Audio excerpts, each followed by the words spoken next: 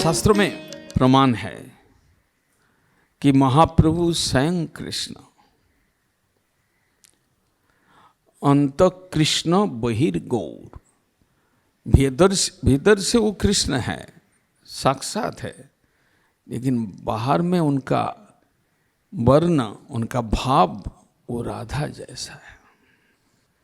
श्रीमद् भागवत में, ग्रंथराज श्रीमद् भागवत, उसमें प्रमाण है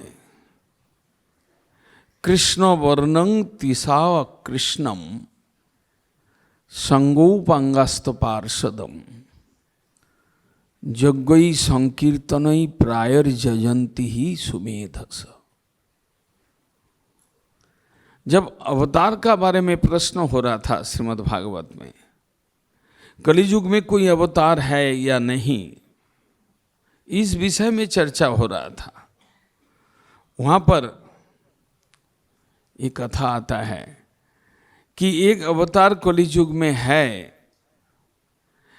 जिनके मुंह में सर्वदा कृष्ण ए वर्ण, दो वर्ण उच्चारित होता रहेगा, कृष्ण वर्णम तीसा अकृष्णम, लेकिन जिनका शरीर का वर्ण वो गौर वर्ण होगा, अकृष्ण, कृष्ण वर्णम तीसा अकृष्णम संगोपांगास्त पार्षदम। कृष्ण जैसे दापर युग में आए थे, सब गोलोक का जो परिकर है, पार्षद है, सहचर है, सबको लेकर आए। संगोपांगास्त पार्षदम, चैतन्य महाप्रभु अपना संगी, पार्षद, अस्त्र, अस्त्र मतलब भगवान रामचंद्र के अवतार में उन्होंने अस्त्र ले आए थे, तीर धनुष। हर एक अवतार में अस्त्र लेकर नहीं आते हैं, लेकिन रामचंद्र अवतार में तीर धनुष लेकर आया था। क्यों? दानव कुल, असुर कुल को संहार करना था। यदि ऐसा ही है तो कृष्ण अवतार में भी तो दानव असुर का संहार किया। उस अवतार में अस्त्र का जरूरत नहीं पड़ा, लेकिन वंशी धनी जो सर्वचित्तों का आकर्षण करने के लिए काफी था। कृष्ण वंशीधारी और भगवान रामचंद्र तीर धनुषधारी, और चैतन्य महाप्रभु अस्त्र लेकर आया। उनके हाथ में दंड और कमंडलू है, सन्यासी वेश, लेकिन अस्त्र हरिनाम रूप अस्त्र लेकर आए, कृष्ण नाम।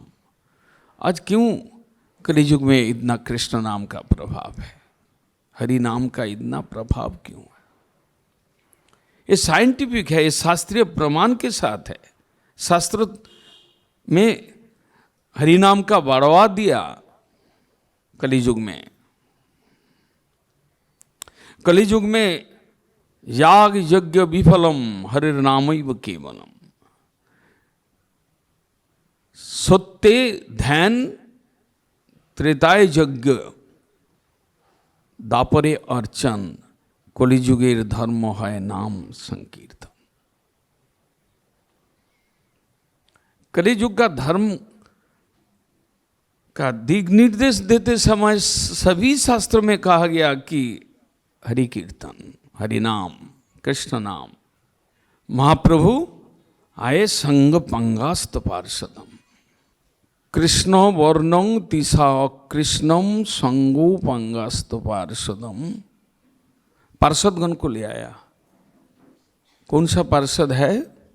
महाप्रभु कृष्ण अवतार में राधा जी आए, ललिता विशाखा आदि गोपियां आई, जसोदा नंद महाराज आया, और जितना सुबल, सुदाम, श्रीदाम, सखा, ये सब आए।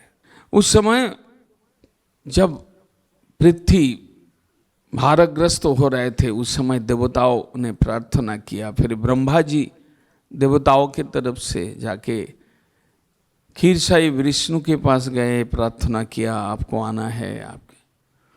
उस समय दैववाणी से ब्रह्मा जी को भी मालूम पड़ा था कि सब देवगण अपना अपना अंश में मनुष्य शरीर धारण करते हुए चले जाओ पृथ्वी पर, भगवान स्वयं आ रहे हैं।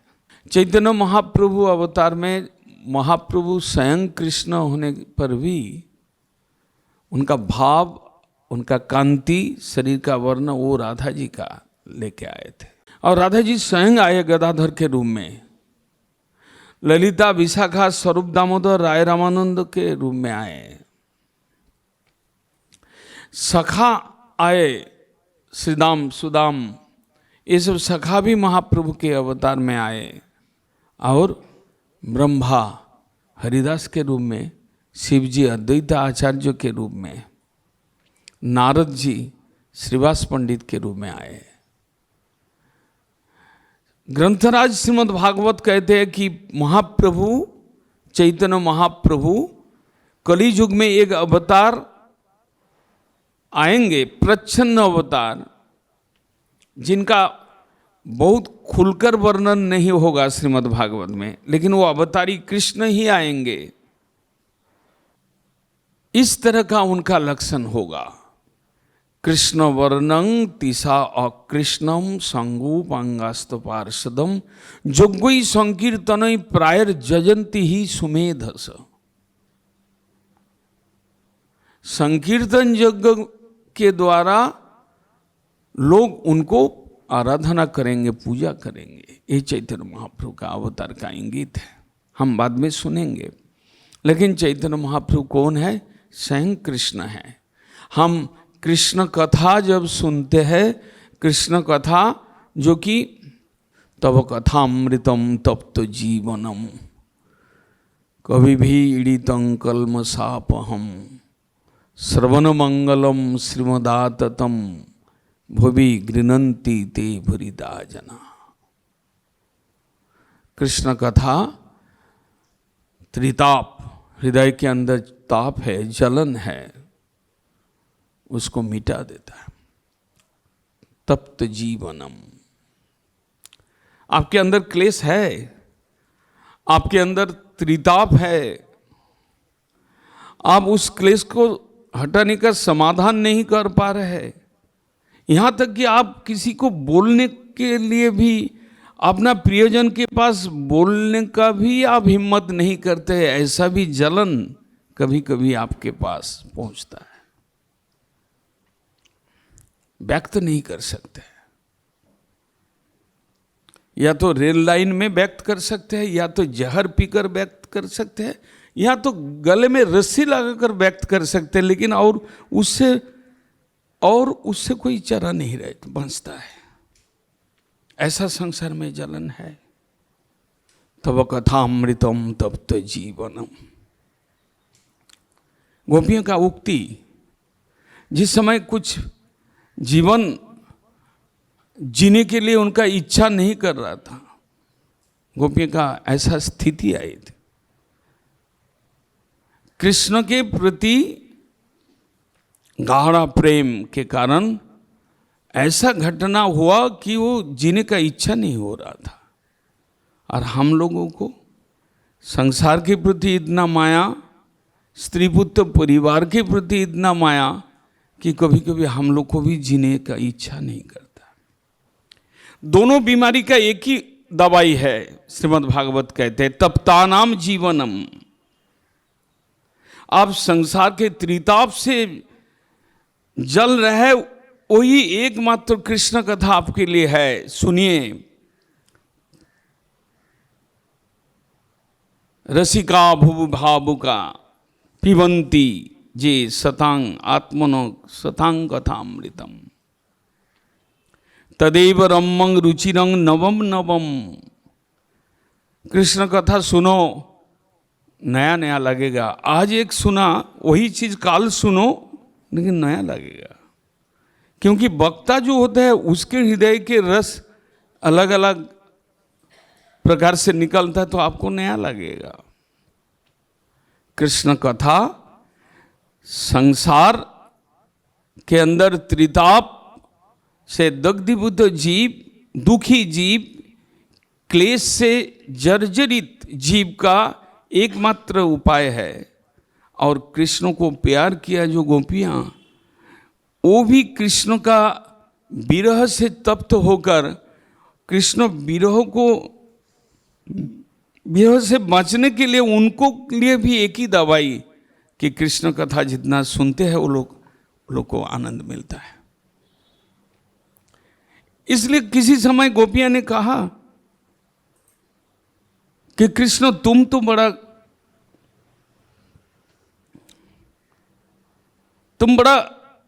नटखटिया है, तुम बड़ा असत्यवादी है, तुम बड़ा झूठ बोलने वाला है, तुम बड़ा ही शैतान है, लेकिन तुम्हारा कथा बहुत प्यारा लगता है। जब भी हम लोग का हृदय में ताप होता है, कभी उद्धव जी आकर हम लोग को कथा सुनाया तो आपको कितना हल्का करके चले गए। जब आपका कथा सुनते हैं तो आपका हमारा हृदय के अंदर ताप दूरीभूत होता है। इसलिए जो संसारग्रस्त जीव है उनके लिए भी कृष्ण कथा, और जो कृष्ण के प्रति प्यार के कारण विरह में जो जलन हो रहा है उसके लिए भी कृष्ण कथा, दोनों के लिए तप्तानाम जीवनम। आपका हृदय में ताप है, कृष्ण कथा आपका जीवन है। पान करके देखिए, कान से पान करिए, कर्ण के द्वारा कृष्ण कथा सेवन कीजिए, निरंतर दोनों कान को भरते रहिए। देखिए संसार भूल जाएंगे, संसार का ताप तो क्या है। तब कथामृतम तब तो जी। जब कृष्ण कथा मनुष्य के लिए, कली के जीव के लिए कृष्ण कथा ही एकमात्र औषध है। वहीं पर महाजन कहते हैं कि कृष्ण कथा और गौर कथा एक ही है, लेकिन गौर कथा के अंदर कुछ एक्स्ट्रा ऐड किया हुआ है।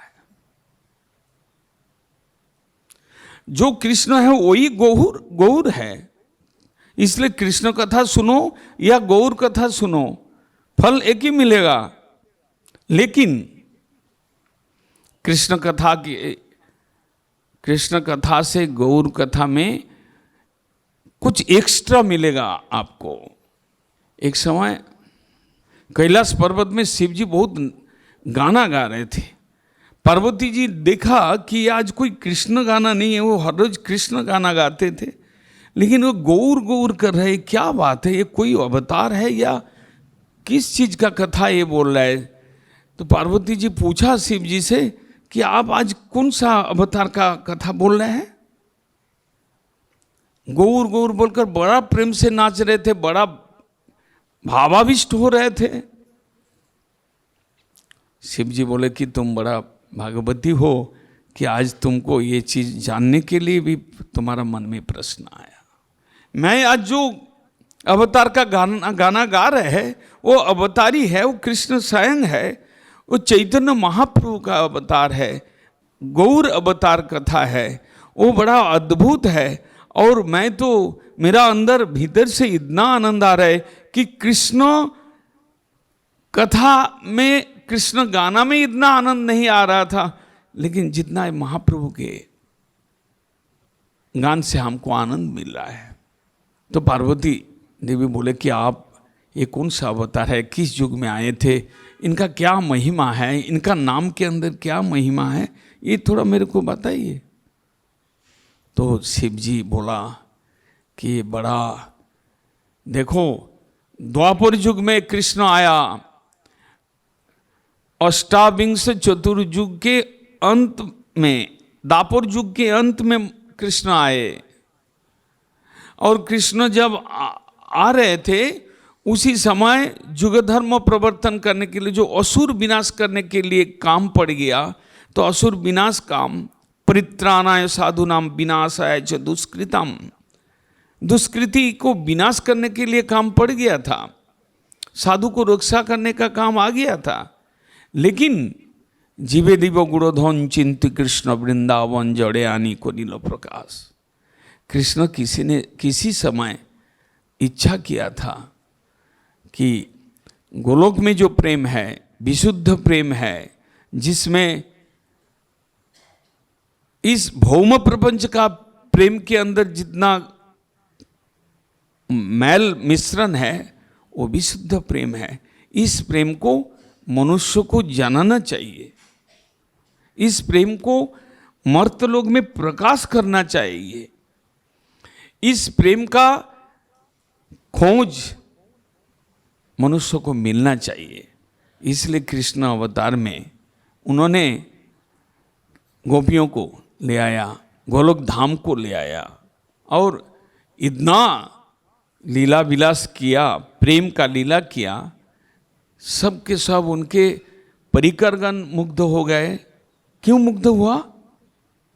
उनका लीला तो हमेशा गोलोक में चल रहा था, लेकिन एक अंधकार घर के अंदर, रूम के अंदर यदि दीवा जलता है या मोमबत्ती जलता है, उस रोशनी का, उस आलोक का जो शोभा वर्धित होता है, ये बहुत सारे लाइट जल रहा है, बिजली का बत्ती जल रहा है, और उसमें से हम एक दीवा जलाएंगे, उसका चमत्कार उतना नहीं प्रकाश पाता है। कृष्ण ने सोचा मैं गोलोक वृंदावन में जहाँ पर चिन्मय आलोक है, वहाँ पर जो लीला करता हूँ, ये सबको ले जाकर अगर मैं मर्त लोक में जहाँ पर माया का अंधकार है, कृष्ण सूर्य समो माया अंधकार, जहाँ कृष्ण तहाँ नहीं माया अधिकार। ये माया अंधकार है, यहाँ पर मलिनता है, यहाँ पर हिंसा देश मात्सर्य ही है, यहाँ पर काम क्रोध लोभ आदि है। इसलिए ये अंधकार, इस अंधकार में जो माइक ब्रह्मांड है, इसमें अगर हम गोलोक को लेकर वहाँ पर हम दीवा जलाएंगे, हमारा लीला का दीवा, तो वो ज़्यादा शोभा देगा। इसलिए कृष्ण लीला, चमत्कार लीला यहाँ पर प्रकाश किया, लेकिन प्रेम नहीं दिया, प्रेम को दिखाया एक प्लेटफॉर्म बनाकर, वृंदावन का प्लेटफॉर्म। जैसे कि एक नाटक होता है तो उसमें एक स्टेज होता है, स्टेज में जितना झूठ साज वहाँ पर खेला जाता है, ऐसे ही भगवान इस भौम प्रपंच के अंदर गोलोक को प्रकट करते हुए उन्होंने अपना लीला को प्रकाश किया। ये द्वापर युग का अंत में हुआ।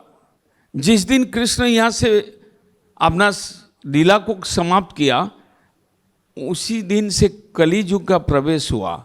उसी कली का पहला हिस्सा में प्रथम संध्या वो चैतन्य महाप्रभु आए। उसका पीछे कुछ और कारण है, वो हम लोग बाद में श्रवण करेंगे। लेकिन कृष्ण नाम जितना माधुर्य मंडित है, गौर नाम में उतना उदारता भरा हुआ है, मैग्नेनिमस।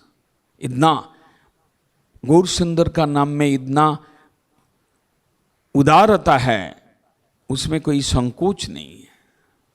इसलिए शिव जी जो पार्वती को बोल रहे थे कि हम एक अवतार का गाना गा रहे हैं, जो अवतार में पापी तापी अनर्थग्रस्त जीव, अपराधग्रस्त जीव, वो इस नाम लेकर पार पा सकता है, लेकिन कृष्ण नाम करे अपराधीर विचार, कृष्ण नाम लोइले पापीर ना होए विकार। कृष्ण नाम अपराधी को छोड़ता नहीं है। नाम आभास होगा, नाम अपराधी होगा, आप मुक्त नहीं हो सकते। लेकिन ये जो हम नाम लेकर नाच रहे हैं, इस नाम अपराधी भी, पापी कितना ही पापी हो, इस नाम को लेकर वो उद्धार पा सकता है। इसलिए मैं नाच फट से पार्वती जी का मन में आया, मैं तो एक बहुत बड़ा अपराधी हूँ। भागवत में कथा आता है, चित्रकेतु राजा, मैंने जिसको अभिशाप दिया था, बाद में मालूम पड़ा कि वो कृष्ण भक्त है और मैं उनको असुर जनी प्राप्त करने के लिए अभिशाप दिया था, तो मेरा अपराध तो क्षमा नहीं हुआ। अपराध क्षमा, मैं कितना बार रोए, कितना बार प्रार्थना किया, लेकिन मेरा हृदय में प्रसन्नता नहीं है। अभी भी मेरा हृदय में ऐसे होता है कि हम कितना अपराध किया। भगवान जी का चरण में अपराध करने से तो पार पा सकते थे, लेकिन भक्तों के चरण में अपराध करने से तो उसका कोई खंडन नहीं है। देवी तुरंत मन में विचार किया कि इस अवतार के पास हमको पहुंचना है। मेरा ये भक्त के चरण में जो अपराध हुआ, उस अपराध से हमको मुक्ति पाना है। वही शिव जी का सब कुछ बात सुनकर बाद में कलियुग में जब चैतन्य महाप्रभु का अवतार होगा नवद्वीप में, एक बेल पुकुर है नवद्वीप के अंदर, श्रीमंत द्वीप, वहाँ पर पहुँचे, वहाँ पर तपस्या लगाया। जैसे कि लक्ष्मी देवी रास लीला में प्रवेश करने के लिए, वृंदावन में प्रवेश करने के लिए तपस्या किए बेल वन में, वृंदावन के अंदर जो बेल वन है, पार्वती देवी वहाँ पर बेल पुकुर में तपस्या किया। महाप्रभु का अवतार नहीं हुआ, कलियुग का प्रारंभ, और बहुत एकदम चित्त को समाहित करते हुए वो तपस्या किए। बाद में महाप्रभु दिव्य मूर्ति लेकर आजानुलंबित भुजौ कनकावदातो, स्वर्ण वर्ण पीत वर्ण के अवतार, दीर्घकाय अवतार महाप्रभु उनके सामने प्रकट हो गए। देवी से बात किया, देवी ने अपना दुख का जो कहानी बताया, महाप्रभु उनको आश्वस्त किए।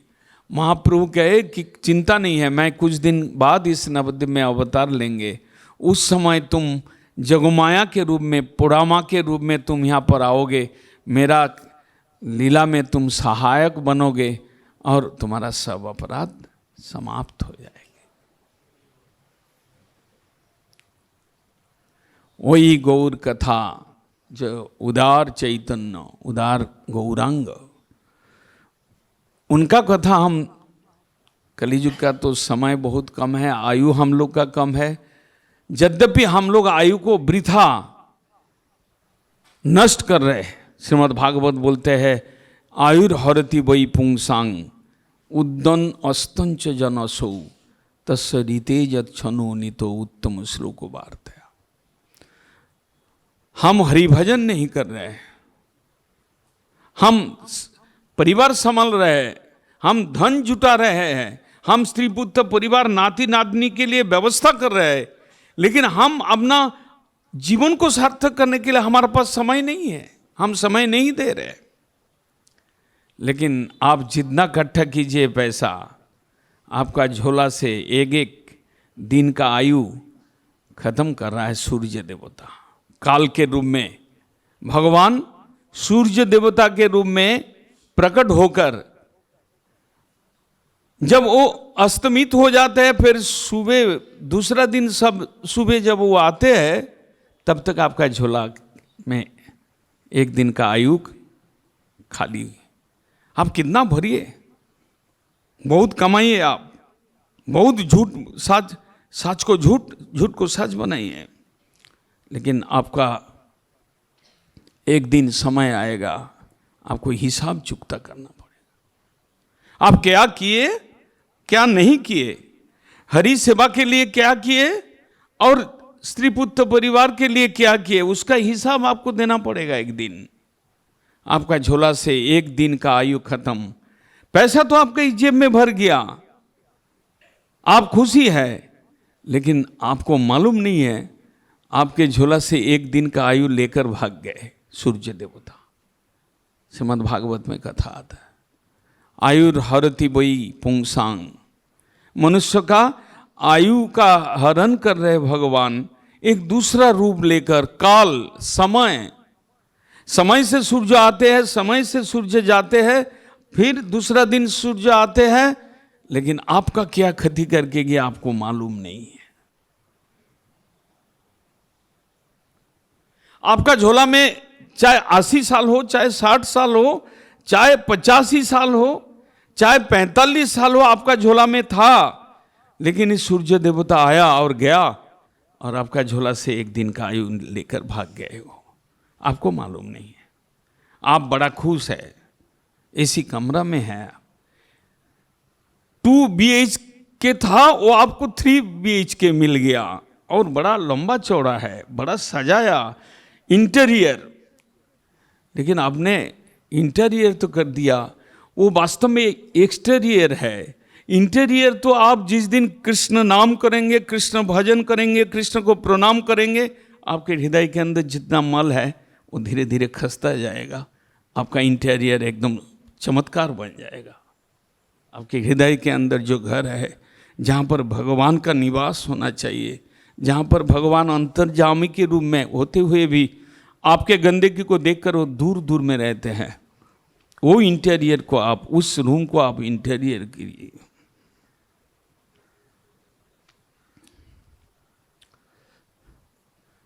बड़ा सुंदर है कथा, भागवत का कथा, और उससे भी सुंदर कथा है चैतन्य का कथा। अमृतेर अमृत सी चैतन्य कथा, ब्रह्मासी वादी वांछय सर्वथा। चैतन्य भागवत कहते हैं कि यदि कृष्ण कथा अमृत है तो कृष्ण गौर कथा अमृत का अमृत है।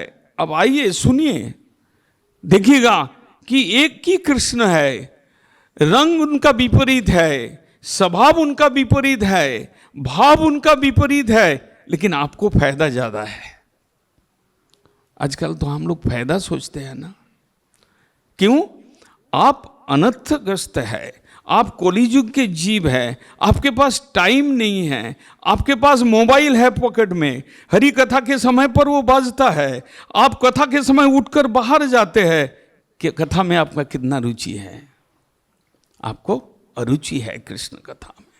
पार्वती जी दर्शन किया, प्रणाम किया, जैसा ही वो चरण में स्पर्श करने जाएंगे तो तब तक महाप्रभु भाग गए, अदृश्य हो गए। तब महाप्रभु का चरण जहाँ रखा था वहाँ का धूल लेकर वो अपना मस्तक में, श्रीमंत में लगाया, और पार्वती देवी एकदम चमत्कृत हो गए। उनका मन से जितना भी संकोच था, जितना भी अपराध का लिए जो खेद था, वो खेद समाप्त हो गया। ऐसा चैतन्य हमारा गुरुवर्ग यहाँ पर मस्तक में है। हमारा गुरुवर्ग के अंदर जो पहले 3 गुरुवर्ग है, उनमें से एक कहते हैं कि यदि कलियुग का जीव तुम हो, गौर आराधना करके तुमको कृष्ण आराधना के पास जाना पड़ेगा, नवद्वीप धाम होकर तुमको गुजारना पड़ेगा वृंदावन धाम का रास्ता, वरना तुमको कलियुग में वृंदावन धाम प्राप्ति असंभव है। नवद्वीप धामेर सेवा द्वाराई तुमी कृष्ण सेवा लाभ करते पारबे, ऐसा बात है। तो इसलिए गौर कथा चैतन्य भागवत में जो गौर कथा का महत्व बोल रहे हैं, कृष्ण लीला भागवते कहे वेद व्यास, चैतन्य लीलार व्यास वृंदावन दास। वृंदावन दास कइले चैतन्य मंगल, যাহার শ্রবণে নাসে সর্বমঙ্গল। চৈতন্য নিতায়ের যাতে জানিয়ে মহিমা, যাতে জানি কৃষ্ণ ভক্তি सिद्धांतेर सीमा। जो वेदव्यास के रूप में आए, वेद विभाजन किया और श्रीमद् भागवत का रचना किया, वही कलियुग में वृंदावन दास के रूप में आकर चैतन्य महाप्रभु का लीला वर्णन किया चैतन्य भागवत। इसलिए उस ग्रंथ का नाम है चैतन्य भागवत। वो भागवत से कोई अंतर नहीं है उसका, और उसको पढ़ेंगे सुनेंगे, जाते जानी कृष्ण भक्ति सिद्धांतेर सीमा। आप कृष्ण को भक्ति करेंगे। हर एक शास्त्रों ने वर्णन किया कि कृष्ण ही पुरुषोत्तम है, आराध्य भगवान ब्रजेश तनय। कृष्ण का उपासना करना ही श्रेष्ठ उपासना है। कृष्ण का उपासना करने के लिए आपको भक्ति चाहिए। भक्ति तत्व को जानने के लिए आपको चैतन्य महाप्रभु का गुण को श्रवण करना। जाते जानी कृष्ण भक्ति सिद्धांतेर सीमा। कृष्ण भक्ति क्या चीज है? चैतन्य महाप्रभु ने इस संसार में ले आया।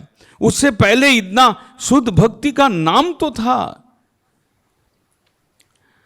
मिश्रा भक्ति का प्राधान्य सकाम भक्ति का बोलबाला था चैतन्य महाप्रभु आने से पहले। इतना विशुद्ध भक्ति किसी ने नहीं दिखाया, किसी ने नहीं प्रैक्टिकल करके समझाया। सकाम भक्ति, निष्काम भक्ति, दो प्रकार का भक्ति था। कोई कोई भगवान जीव तो निष्काम भक्ति भी कर रहे थे, लेकिन निष्काम भक्ति के ऊपर है कृष्ण काम भक्ति, विशुद्ध भक्ति। आपके अंदर यदि कृष्ण का सुख देने का कोई वृत्ति आपके अंदर नहीं हुआ तो ऐसा निष्काम भक्ति में भी आपका कोई ज्यादा विशेष फायदा नहीं है।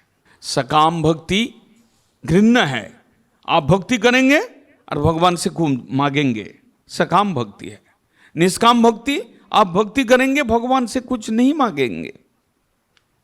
ठीक है, भगवान खुश हो जाते हैं कि मेरा बारांदा में 1 डजन केला चढ़ाया, मौसम्बी 1 किलो ले आया, चढ़ा दिया। एक आदमी चढ़ाता है, बोलता है कि मेरा लड़की को पास करा दीजिए बढ़िया से, और एक आदमी यदि चढ़ाया कि प्रभु आपके सेवा के लिए, बस निष्काम हो गया। लेकिन भगवान कौन चीज पसंद करते हैं, भगवान के भक्त लोग क्या रोज भोग लगाते हैं, वो चीज का हम खबर नहीं लिया। आपको खबर लेना होगा, यदि आप लेने का इच्छा होगा, यदि आप गौड़ीय गुरुवर्ग के पास आएंगे, यदि आप चैतन्य महाप्रभु का धारा में आपको कुछ स्पर्श मिलेगा, तब भगवान को कैसे सजाया जाता है। नहीं तो हमारा भक्त लोग एकादशी में एक खरबूजा ले आया, तरबूज, और खाते समय देखा तरबूज थाली में नहीं है, हमारा पात्ता में नहीं है, खाने का पात्ता में, तो निश्चित रूप से मेरा तरबूज भोग नहीं लगा। फिर वो चुप मार के जाते हैं पुजारी का भंडार में, देखते हैं तो भोग नहीं लगाया। फिर मठ इंचार्ज के पास जाते हैं, मेरा तरबूज तो भोग नहीं लगाया। वो जो चीज़ तुमने अर्पण किया, जो चीज़ पुजारी के घर तक चला गया, उस खरबूजा पे अभी भी तुम्हारा अमित्व है, सामित्व है। आप यहाँ पर रखने के बाद उस खरबूजा का स्वामी तुम हो या भगवान खुद है। मूर्खता है।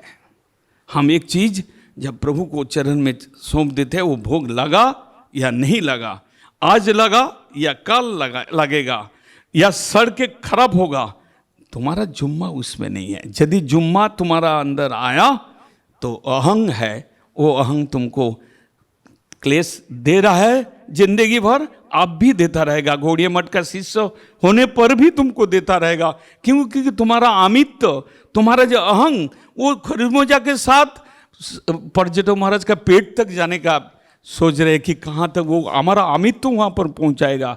मैं तब पर्यटक महाराज खाया, बहुत अच्छा बोला, प्रतिष्ठा आ गया, बस अमित्व और प्रतिष्ठा लेकर भगवान वहाँ पर जीरो हो गया, भगवान के लिए कुछ नहीं किया। इस तरह का हम लोग का भक्ति। इसलिए भक्ति उतना सहज बात नहीं है।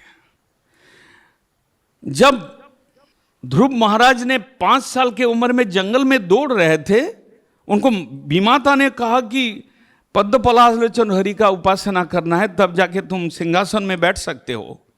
उस समय भगवान जी नारद को भेजा कि जाओ कोई भल्लुक या शेर उसको पकड़ के खा जाएगा बच्चे को।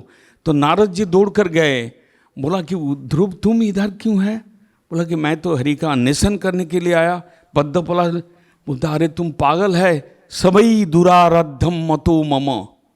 हरि आराधना बड़ा कठिन काम है, तुम इतना मजाक समझा है क्या? तुम यहाँ पर चलते चलते आ गया, वो हरि आराधना सब खत्म हो जाएगा, एक अभी शेर आ जाएगा, बस तुम्हारा हरि आराधना चौपट में चला जाएगा। दुराराध्यम। गुरुजी साल में एक बार आएगा, हो जाएगा, 2-4 हजार रुपया रखा दे देगा, काम खत्म। एक दिन कथा में आ जाएगा, दूसरा दिन गायब, वो भीड़ में गुरुजी का समझ में नहीं आएगा। इसी तरह से भक्ति आपके भक्ति के लिए जो चीज़ जरूरत पड़ता है वो आप चीज़ उसको आप ढांक के रखा है। वो हृदय प्राण आपके अंदर है, वो प्राण से प्यार करना पड़ेगा आपको, भगवान के सुख के लिए कुछ करना पड़ेगा। वो चैतन्य महाप्रभु का देन है। इसलिए चैतन्य कथा सुनना, एक तो विशुद्ध भक्ति का स्पर्श आपको मिलेगा, दूसरा तो कृष्ण कंजूस है, पापी अपना नाम से अपराधी पापी को उद्धार नहीं करते हैं, लेकिन चैतन्य महाप्रभु पापी अपराधी जो भी है वाले सब आओ गौर नाम से, गौर धाम का सेवा से मुक्त होके चला जाओ, भक्ति लाभ करो, ऐसा बात। चैतन्य देव परमा भक्ति का पद दिखाया, साधारण ही भक्ति नहीं, सकाम भक्ति के ऊपर निष्काम भक्ति, निष्काम भक्ति के ऊपर परमा भक्ति। जिस भक्ति में केवल हरितोषण का कथा है और कोई आपको क्या मिल रहा है, क्या नहीं मिल रहा है, आपको सुख मिल रहा है, आपको दुख मिल रहा है, उसका हिसाब यहां पर नहीं है इस भक्ति में। सुदामा जी तो गरीब दरिद्र थे, वो तो गया चलकर द्वारकापुरी में, झोला भर के तो ले आया, उनको बहुत मिल गया। साक्षात रूप से कुछ नहीं दिया लेकिन भेज दिया कृष्ण, उनका अट्टालिका बन गया, बहुत धन उनको मिला। लेकिन शुक्लांबर ब्रह्मचारी चैतन्य महाप्रभु के पार्षद जो दार दार पर मुष्टि भिक्षा करके अपना जिंदगी बिता रहे थे, श्रीधर जो थोड़ केला का पत्ता बेचकर किसी तरह से गुजार रहे थे अपना जिंदगी बड़ा कष्ट के साथ, उनको क्या मिला? चैतन्य महाप्रभु एक दिन सब भक्तों को बोल रहे थे कि आओ, किसका क्या चाहिए, आओ ले आओ मेरे के पास। श्रीधर नहीं आ रहे थे, वो बहुत दूर में लेटे हुए रो रहे थे कि मेरा जैसा दरिद्र आदमी क्या जाएंगे उनके पास। महाप्रभु बोला कि उसको पकड़ के ले आओ। कुछ भक्त तो जाके पकड़ के ले आए। महाप्रभु पूछा, अरे श्रीधर तुमको क्या चाहिए? बोला मेरे को क्या चाहिए, मेरे तो सब कुछ है। बोला नहीं, तुमको कुछ लेना पड़ेगा, सबको मैं दे रहा हूं। तो श्रीधर बोला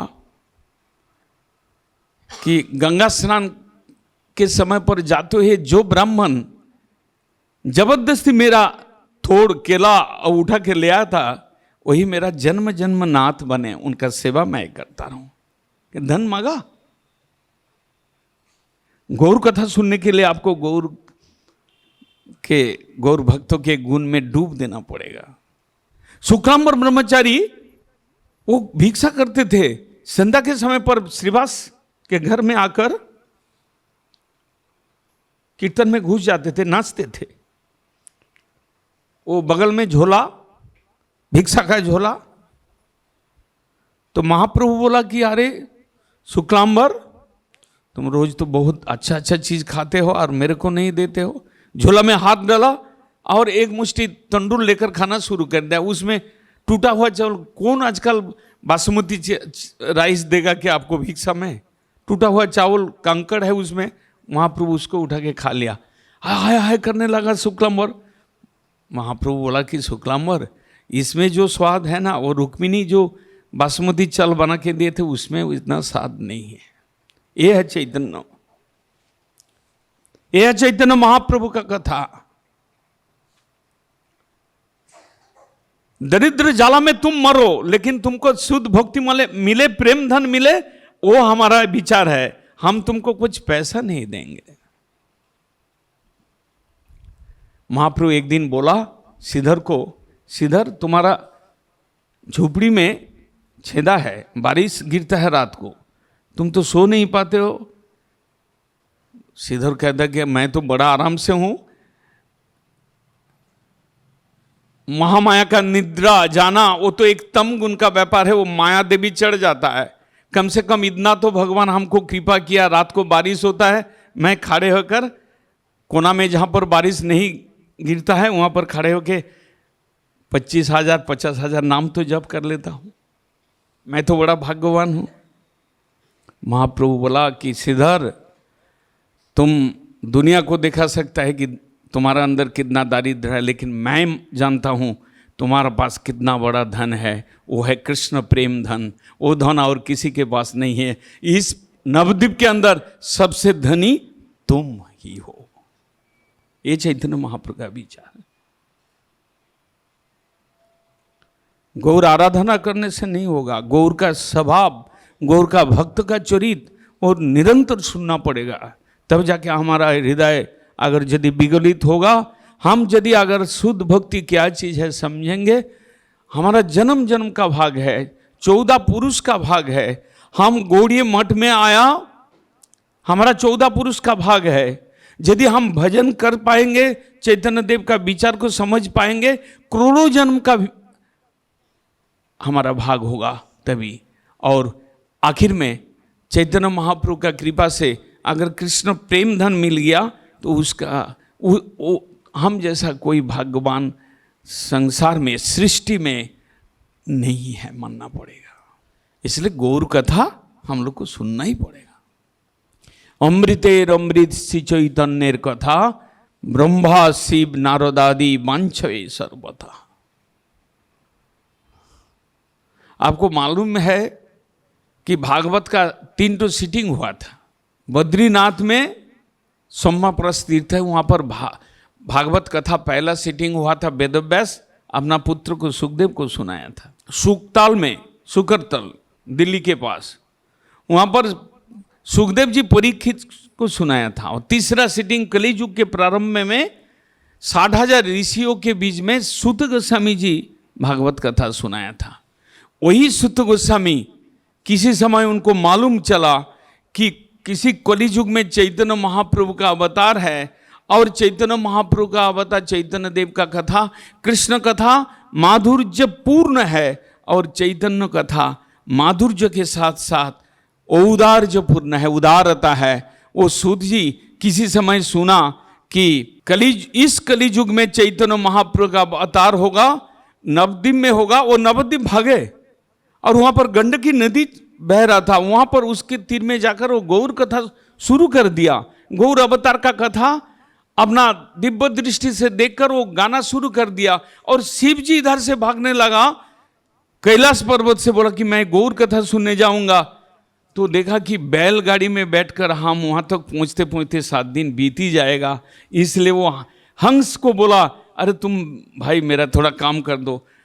एक हंस को बोला कि कैलाश पर्वत में कि तुम मेरे को जल्दी उड़कर ले चलो, वहाँ पर सूत जी गौर कथा बोल रहा है नवद्वीप में। फिर वहाँ पर पहुँचे, हंस वाहन शिव के रूप में अभी भी वहाँ पर वो विराजमान है, और गौर कथा सुना, उनका जीवन धन्य हो गया। ये है गौर कथा।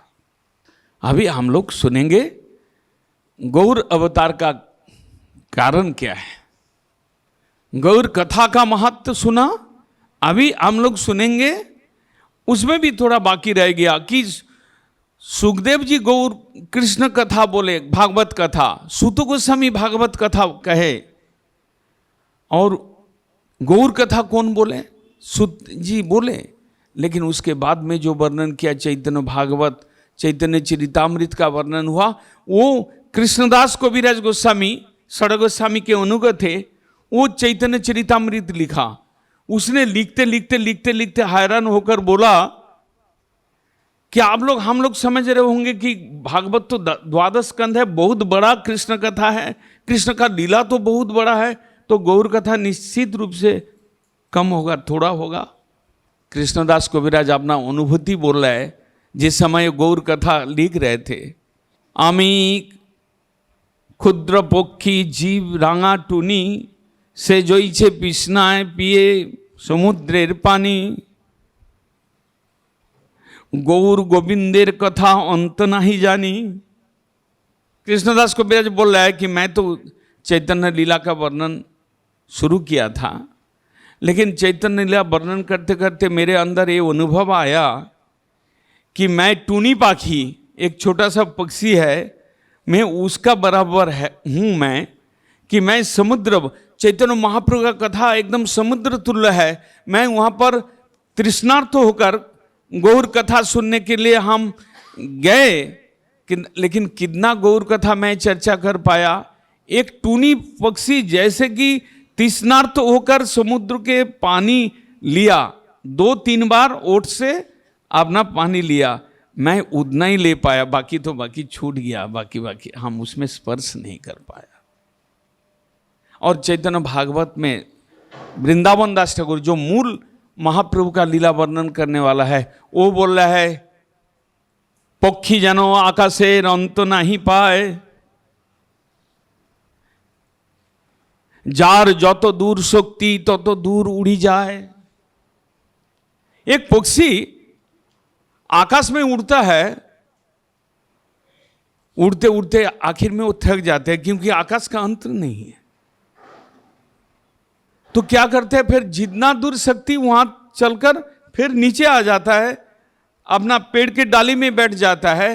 वो वृंदावन दास ठाकुर जो चैतन्य महाप्रभु का गुण का वर्णन किया, उन्होंने कहते हैं कि जैसा एक पक्षी आकाश का कोई अंत नहीं पाता है और उड़ने का जितना शक्ति होता वो उड़ के वापस आ जाता अपना नीड़ में, ऐसे ही मैं चैतन्य भागवत का चैतन्य लीला का वर्णन किया। ये आकाश सदृश है, इसका कोई अंत नहीं है। देखिए, वेदव्यास जी भी स्वयं इतना बात नहीं बोला, जो भागवत का रचना किया उन्होंने थके नहीं है, लेकिन चैतन्य लीला वर्णन करते करते वेदव्यास के अवतार वृंदावन दास ठाकुर थक गए, और वृंदावन दास ठाकुर चैतन्य लीला को आकाश के साथ तुलना किया, और कृष्णदास कविराज गोस्वामी पाद चैतन्य लीला को एक समुद्र के साथ तुलना किया, और आपने को एक छोटा चिड़िया तृष्णार्त पानी पीने के प्यासी होकर वो महाप्रभु का लीला को वर्णन करने गए। देखा कि तो समुद्र तुल्य है, मैं कुछ नहीं। ये है चैतन्य कथा, ये है गौर कथा। आप कलियुग के मनुष्य है, निश्चित रूप से आपको अंदर क्या कमी है आपको देखना ही पड़ेगा। जो देखता है उसका जीवन सार्थक बन जाता है। आपके अंदर क्या कमी है आप नहीं जानते हैं, तो आपका सुधार कैसे होगा? आप जानते मेरा अंदर बहुत कुछ है, मेरा इतना पैसा है, मेरा इतना फ्लैट है, मेरा इतना लड़का है, मेरा इतना पोता है। आप तो सब मेरा मेरा करते करते आप समझते हैं कि आप भरे हुए हैं, लेकिन आपका झोला पूरा खाली है। वास्तव में आपका झोला खाली है। देखिएगा जाने के समय पर झोला हल्का हो जाएगा, जाने के समय पर केवल पाप का झोला भरा रहेगा, और आप जो अपना अपना करके इकट्ठा किया था वो झोला खाली मिलेगा आपको। आप कलियुग के जीव है, आपके अंदर कमी आपको देखिए। आप हरिनाम का लेकर झोला लेकर घर में बैठे जप करने के लिए, पोता आएगा आपका गोद में, दादी दादी दादी वो झोला को खींचता रहेगा, और पोता नहीं रहेगा। आप हरिनाम का झोला लेकर जप करना शुरू किया, आपका मन कहाँ से कहाँ तक भागता रहेगा, आप खुद किनारा नहीं, आप उसका अंत नहीं देख पाएंगे। आप फ्लाइट में जितना उड़ते रहिए, लेकिन आपका मन उससे भी बहुत ज़्यादा जगह पर घूम के आ जाएगा। आपका हाथ में हरिनाम का झोला ही रहेगा। ये आपके अंदर कमी है। क्या है आपके अंदर? आप कलियुग के जीव है, आपके चित्त चंचल है, आपका मन चंचल है, आपका अलसता है, आपके अंदर निद्रालुता है, आप सोने से आप बेहोश हो जाते हैं। आपके अंदर खाने का वासना, आपके अंदर पहनने का वासना, आपके अंदर बढ़िया कमरा में सोने का वासना, ये सारे वासना आपके अंदर भरा हुआ है, लेकिन वास्तव में उस वासना का कोई अंत नहीं है और उसमें कोई सुख भी नहीं है। ये कमी आपके अंदर जो है, जब तक आप महसूस नहीं करेंगे तब तक गौर लीला कथा आप सुनने में आपको मजा नहीं आएगा। हमारे अंदर कमी है, हमको कोई कृपालु भगवान चाहिए। हमारे अंदर असुविधा है ज़्यादा, हम कृष्ण छोड़कर, कृष्ण हो सकता है बहुत बहुत पूर्णता उनके अंदर है, ऐश्वर्य माधुर्य कारुण्य उनका स्वरूप एकदम पूर्ण है, लेकिन औदार्य गुण उनके अंदर नहीं है, कमी है। चैतन्य महाप्रभु के अंदर उदारता है। वो देखा कि मैं कलियुग में आया, कलियुग के जीव इतना तप जग यज्ञ साधन नहीं कर सकता है, इसलिए उनको थोड़ा दवाई भी थोड़ा सा हल्का देना पड़ेगा। दवाई उनको थोड़ा सहज दवाई देना पड़ेगा, कम कीमत वाला दवाई देना पड़ेगा। इसलिए बोले कि हरिनाम करो और अपना चलो वैकुंठ के, कृष्ण बोलो संगे चलो, यही मात्र भिक्षा चाहिए। इस तरह से गौर कथा सुनने के पहले ये सब आपको जानना पड़ेगा। आज सुना है, घर जाते जाते ऑटो में बैठने के बाद सुबह हो जाएगा, एक भी दाना नहीं बचेगा मन में, सब खत्म हो जाएगा, तो उसका क्या फिर फायदा है? उसका क्या दवाई है उस बीमारी का? आप कान से घुसाया और उधर खाली करके चले गए मुंबई का खाड़ी में, बंदरा का खाड़ी में, तो उसका क्या इलाज है? गाओ पुनः पुनः चैतन्य गुणों सरल कोरिया मन, मन को सरल करके आप पुनः पुनः चैतन्य महाप्रभु का कथा सुनिए, देखिए एक दिन आपके हृदय में बैठ जाएगा और आप जीवन आपका धन्य हो जाएगा। गीता कहते हैं परित्राणाय साधुनां विनाशाय च दुष्कृताम धर्म संस्थापनार्थाय संभवामि युगे। धर्म का स्थापन करना है, अधर्म को नाश करना है, एक बाह्य कारण है, एक साधारण कारण है, लेकिन कृष्ण आए थे ब्रज प्रेम जो गुप्त रूप से था उसको उजागर करने के लिए आए थे कि एक ऐसा एक प्रेम। चैतन्य महाप्रभु का अवतार का कुछ कारण समझना पड़ेगा, वरना हम उनका आविर्भाव लीला सुनेंगे या उनका कथा सुनेंगे वो अधूरा रह जाएगा। किस लिए महाप्रभु का अवतार हुआ? जब नरसिंह देव का प्रार्थना कर रहे थे प्रहलाद महाराज, स्तुति कर रहे थे, उसमें कहा कि छन्न कलो जद अभव स्त्रीजुग। कलिजुग में प्रच्छन्न अवतार है। प्रच्छन्न अवतार मतलब बहुत घोषित अवतार नहीं है, पूर्व घोषित। चैतन्य महाप्रभु आए, उनका आने का कारण श्रवण करने से हम लोग को मालूम हो जाएगा कि ये घोषणा करने का नहीं था, व्यक्त करने का, खुला आम बोलने का कि ये अवतार मैं लेने जा रहा हूं, ऐसा नहीं हुआ। चैतन्य महाप्रभु का आविर्भाव का दो कारण बताया, वृंदावन दास ठाकुर हो या कृष्णदास कविराज गोस्वामी पाद हो, चैतन्य भागवत और चैतन्य चरितामृत कथाकार रचयिता वर्णन करने वाले कविराज गोस्वामी पाद अपना मंगलाचरण में ही बोल दिया कि महाप्रभु आने का दो कारण है, एक बाह्य कारण है और एक मुख्य कारण है। बाह्य कारण क्या है? अनर्पित चरिंग चिरात कोरोने अवतीर्ण कलो समर्पयितु मुन्नतु जलरसांग सभोक्ति स्त्रियम। युग धर्म प्रवर्तन करना है। युग धर्म प्रवर्तन करने के लिए चैतन्य देव आए और युग धर्म था कलियुग का युग धर्म नाम संकीर्तन। चैतन्य महाप्रभु आके नाम संकीर्तन का प्रचार किया। महाप्रभु का आविर्भाव से पहले इतना नाम संकीर्तन का सत्य त्रेता और दापर युग में तो नहीं था। कलियुग के प्रारंभ में महाप्रभु के आने के पहले भी इतना नाम संकीर्तन, हरि संकीर्तन का प्रभाव प्रादुर्भाव नहीं था। महाप्रभु जगधर्म, कलियुग का जगधर्म जो नाम संकीर्तन, उसको प्रकाश करने के लिए आए। इसलिए महाप्रभु जब नवद्वीप में आए, थोड़े दिन संस्कृत विद्या चर्चा करने के बाद उन्होंने श्रीवास पंडित के घर पर संकीर्तन शुरू कर दिया। पहले बद्धदार कमरा के अंदर, उसके बाद ओपनली महाप्रभु नगर संकीर्तन करते थे। सब भक्त लोगों, लाखों लोग उनके पीछे दौड़ते थे। उसमें अंधा, खंजक, लंगड़ास, हिंदू, मुस्लिम, क्रिश्चियन सब उसमें महाप्रभु के कीर्तन के बन्या में, कीर्तन के रस में डूब जाते थे। महाप्रभु कोई जाति विचार भी नहीं किया। जुग धर्म प्रवर्तन হয় अंश হইতে आमा बिना केह नारे कृष्ण प्रेम दीते। उस जुग धर्म नाम संकीर्तन, हरि कीर्तन का प्रचार करने के लिए आया।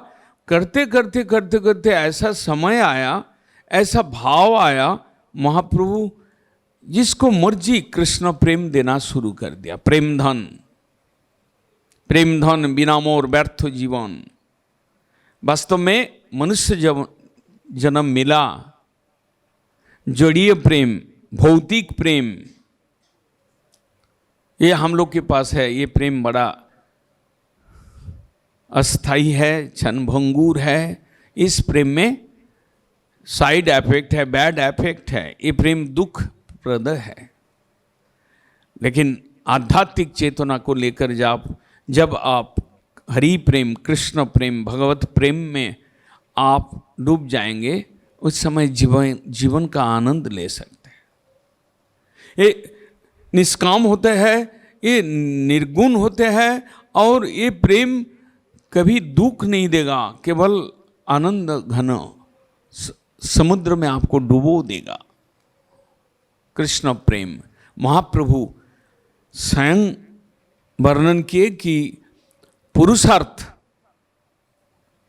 धर्म, अर्थ, काम और मोक्ष को श्रेष्ठ पुरुषार्थ मानते थे शास्त्र में। चैतन्य महाप्रभु के आने के बाद पंचम पुरुषार्थ कृष्ण प्रेम आ गया, तो सर्वश्रेष्ठ पुरुषार्थ कृष्ण प्रेम बन गया। वो मोक्ष के अंदर भी कुछ कमी होता है, संसार दुख के निवृत्ति के नाम मोक्ष कहा जाता है, लेकिन दुख निवृत्ति और पूर्ण सुख प्राप्ति ये एक चीज नहीं होता है। एक आदमी अन्याय किया, वो पकड़कर जेल में डाल दिया।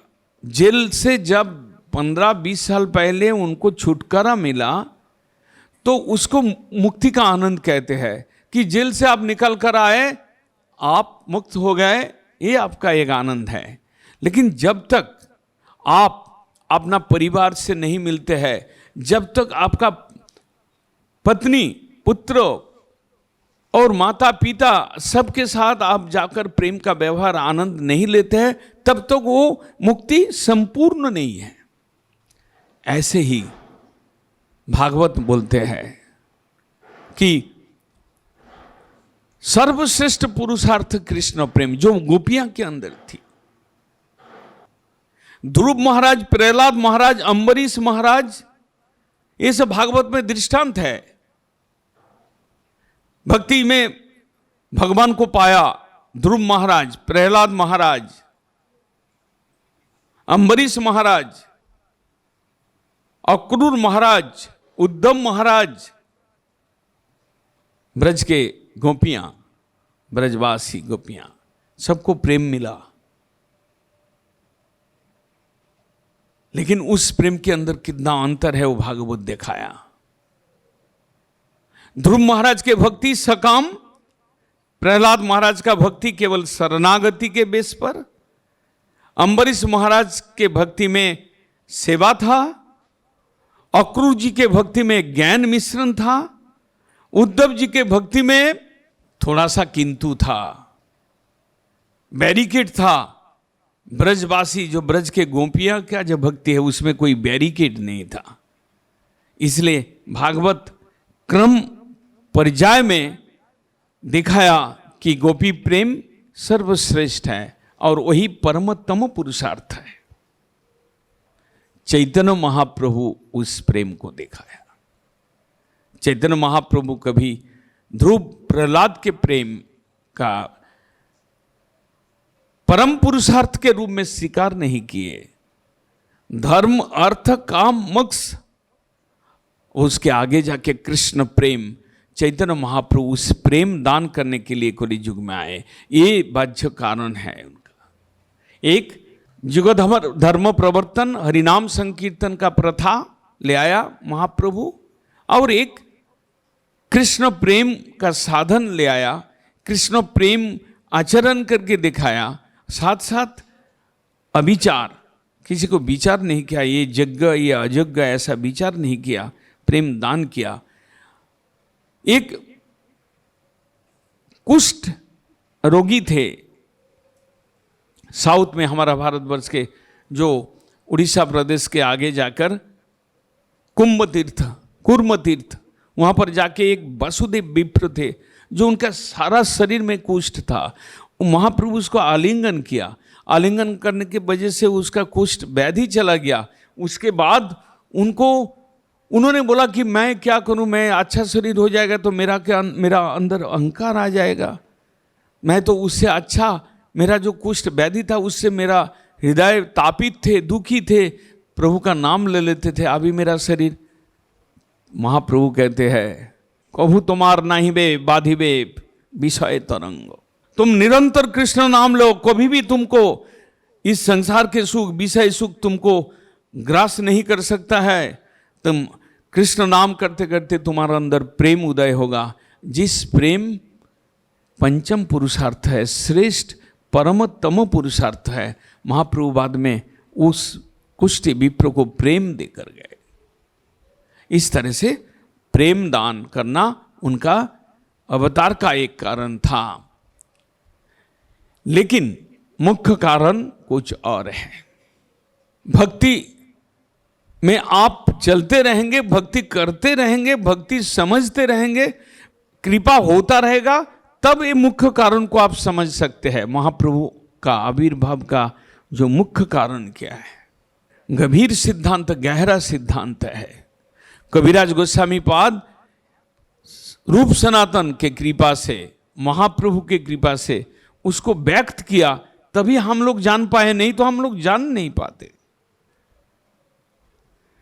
श्री राधया प्रण महिमा कीदृशो वा अनया एव आसाद्यो जिनाद्भुत मधुरिमा कीदृशो वा मदीय सौखंचा मदनुभवतो कीदृतं वेति लोभा तद्भावाढ्य समजनी सची गर्भ सिंधु हरिंदु। तीन कारण, मुख्य कारण था, गूढ़ कारण था कि चैतन्य महाप्रभु स्वयं कृष्ण चैतन्य महाप्रभु के रूप में उनको इस संसार में आना पड़ा। कहानी शुरू होता है जब कृष्ण 11 साल उम्र तक वृंदावन में बहुत लीला किए, सबको आनंदित कर दिया, सबको आकर्षित कर दिया, सबने सब के सब एकदम चरम आनंद भोग रहे थे। लेकिन जब अक्रूर जी आया, जब कंस ने उनको मार नहीं पाया, बहुत सारे असुर को भेजा, लेकिन सब के सब असुर एक एक करके मर गए, लेकिन कृष्ण को मार नहीं पाया। वो फिर अपना युक्ति परामर्श करते हैं और विचार करते हैं कि कृष्ण को कैसे मारा जाएगा।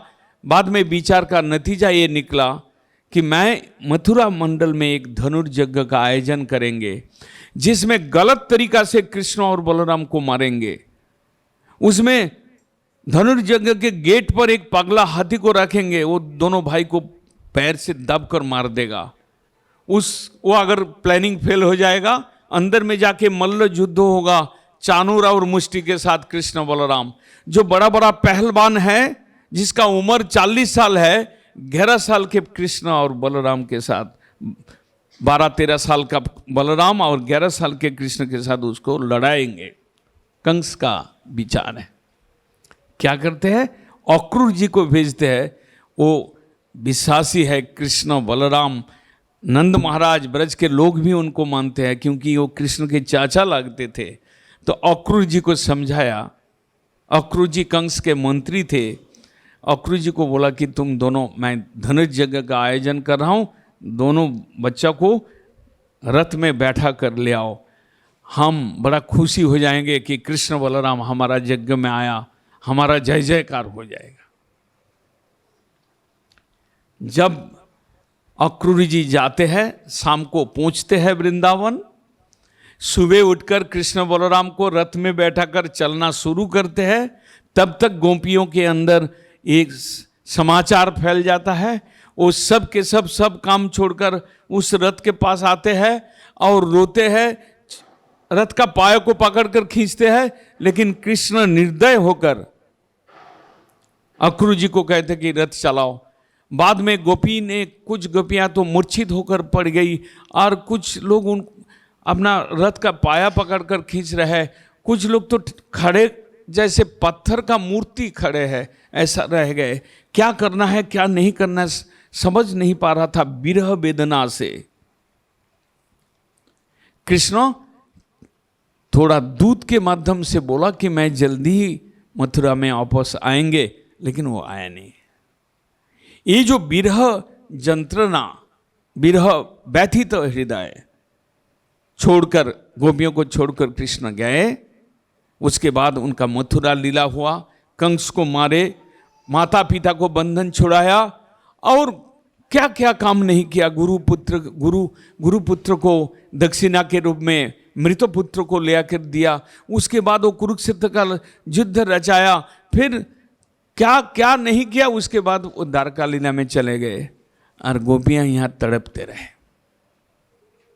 वो बीच में एक बार उन्होंने उद्धव जी को भेजा कि तुम थोड़ा गोपियों को सांत्वना देकर आओ, उनको समझा के आओ, उनका हृदय के दर्द थोड़ा कम करके आओ। एक काम में दो काम करना था। उद्धव के अंदर एक विचार था, मैं कृष्ण के सबसे ज्यादा प्यारा हूं। वहां पर जाके देखा कि मैं तो कुछ भी नहीं हूं, गोपियों का बात सुनकर। और गोपियों को कुछ सांत्वना दिया। उन्होंने 6 महीने तक वृंदावन में रहकर घूम घूम के कृष्ण जहां जहां लीला किए सबका बात उठाकर गोपियों को मन में याद दिलाकर कृष्ण कथा करते करते वो लोग का मन में कुछ थोड़ा सा सांत्वना मिला।